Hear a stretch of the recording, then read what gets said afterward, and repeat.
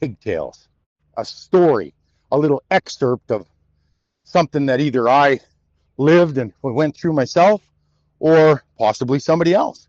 Why do we call them pigtails? Well, unfortunately, rig hands got the nickname rig pigs, and they just called us pigs. There's just a bunch of pigs from the rig. They're all dirty.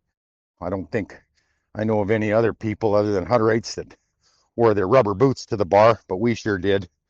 God, it was like working 24s in those things. Now I'll tell you a little pigtail from my end, and it has to do with a little bit of safety, a lot of drinking, hard working fellas, and just some good hands.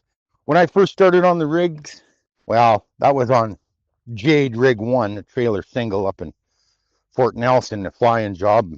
My cousin Blair was the driller, and my brother Kevin was the motorman. Worm was the derrick hand, and I was roughneck. That was a four-man crew, okay? And you worked hard. I remember I did the first shift. It was a nightmare because me and Kevin were going to be flying in.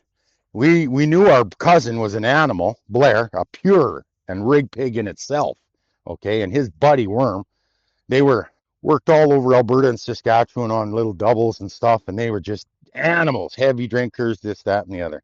Just a little heads up on Blair, the cousin. He robbed a bank, a couple credit unions at one point in Edmonton, and got caught, and well, spent most of the rest of his life in the system. That's how Blair went out. Worm, we never did hear from him again. And my brother Kevin, well, he went on to do different, better things and went into the logging industry. And well, you know my story. Ended on the rigs. Still at her. Those first few hitches were tough. I mentioned about how you had to pick out the cellar 4 feet by 4 feet by 4 feet with a pick and a steam hose. Just a nightmare. But it all started bad. The day before we were heading out on the plane, me and Kev, we decided to do a proper send-off. Let's head her to Esmeralda's. Here we are. Well, I was in a scrap with a guy, and push came to shove, and I ended up with a cracked foot.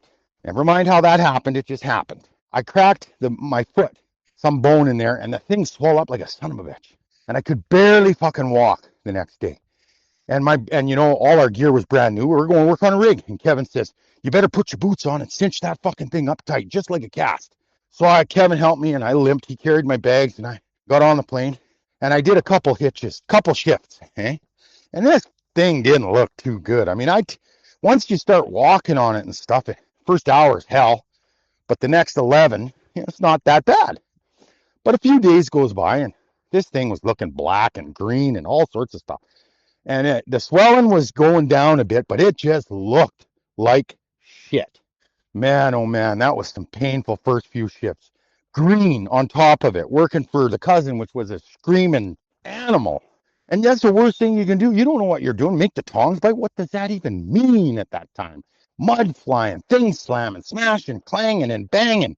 Connections tight. You got to hit them with hammers while the other guys got running two tongs. Kevin was driving that connection with a sledgehammer while I was running the two tongs from the backside. Just a complete nightmare. You just did it. Would I do it now? Fucking rights, I would.